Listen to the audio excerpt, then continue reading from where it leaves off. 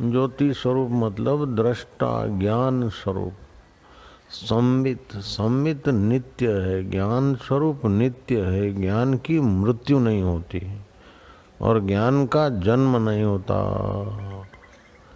जिसकी मृत्यु नहीं होती, जिसका जन्म नहीं होता, अगर ज्ञान की मृत्यु होती हो तो ज्ञान की मृत्यु को देखने वाला अज्ञान नहीं हो सकता है।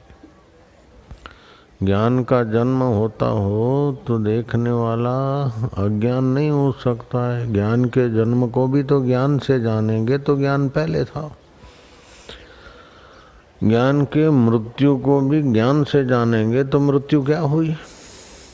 ध्यान देना, ज्योत से ज्योत जगाओ। भगवान शिव वशिष्ठ महाराज को कहते हैं कि वो ज्ञान स्वरूप जो आत्मा शिव है, उस देव की पूजा ही सर्वोपरि पूजा है। मुनीश्वर,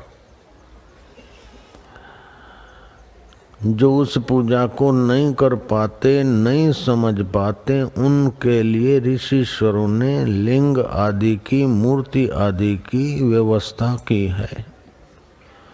जो 10 कोस नहीं चल सकते, उनके लिए 2 फलांग भी चलना उचित समझ के ये व्यवस्था की।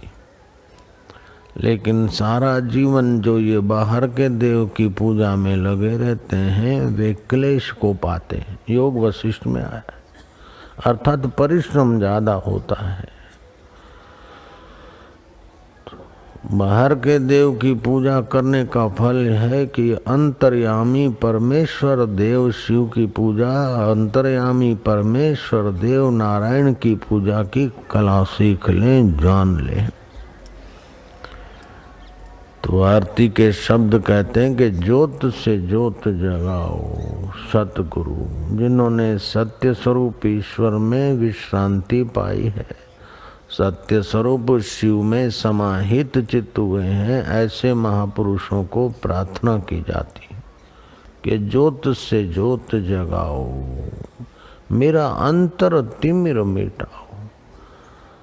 बाहर का तिमिर तो सूर्य नारायण मिटा देता है, अपनी लाइट बत्ती दिए मिटा देते हैं, लेकिन अंतर का तिमिर नहीं मिटा तब तक जीव के दुखों का अंत नहीं होता। अंतर का तिमिर मिटने पर, शरीर के दुख आने पर भी आप अपने को दुखी नहीं मानोगे, नहीं जानोगे। मन के दुखाकार क्षणिक